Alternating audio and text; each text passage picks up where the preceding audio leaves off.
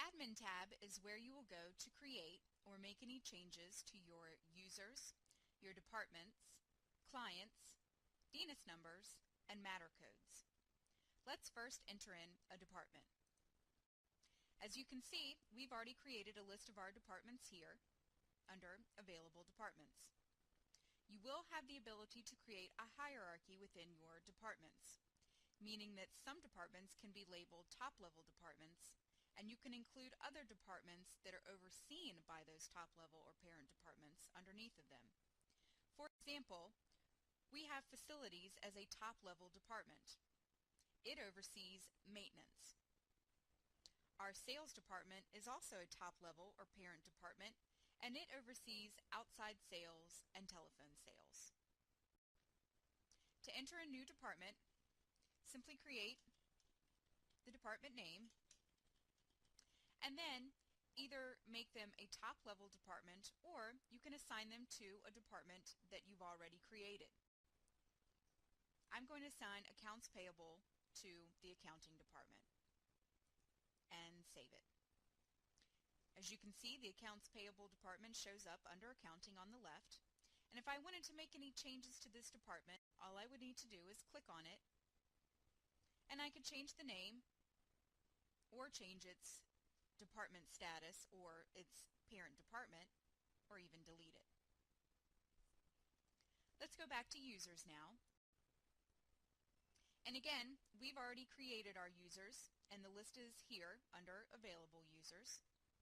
And to create a new user, all you need to do is enter in a last name, a first name, assign them to one of the departments that you've just created, enter in their email. If you're a multi-site location, you can also choose the building or site that this user is located in. Then assign them an extension.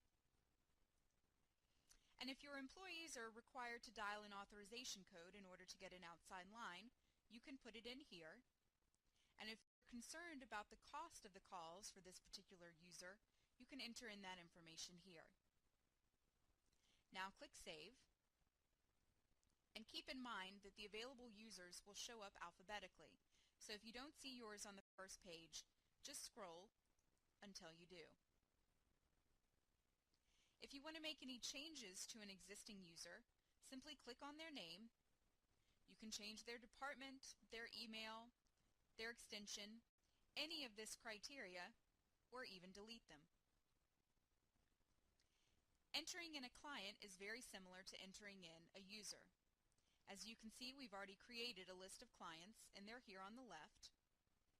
All you would need to do is enter in a contact name for the client, their last name and first, the company name, their telephone number, and you can also include their address, their email, and if your company uses account codes, you can assign them an account code here.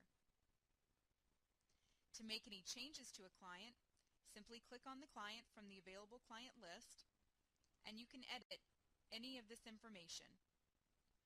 Or again, just delete them. If your company uses DNIS numbers for specific marketing or advertising campaigns, and you want to keep track of those numbers and include specific descriptions with them, all you'll need to do is enter in the telephone number and then assign a description to it. Again, to make any changes, simply click on one of the numbers from the active DNIS number list, and you can update the number or the description and again delete it. As I mentioned earlier, our organization uses matter codes within our tech support department so that they can label calls that they're on. If your company uses matter codes, all you'll need to do is enter in the code and then assign a description to it. To make any changes, simply click on one of the active matter codes, and you can make any changes and of course delete. Keep in mind that if you have any questions along the way, the question mark up at the top of the screen is your online help.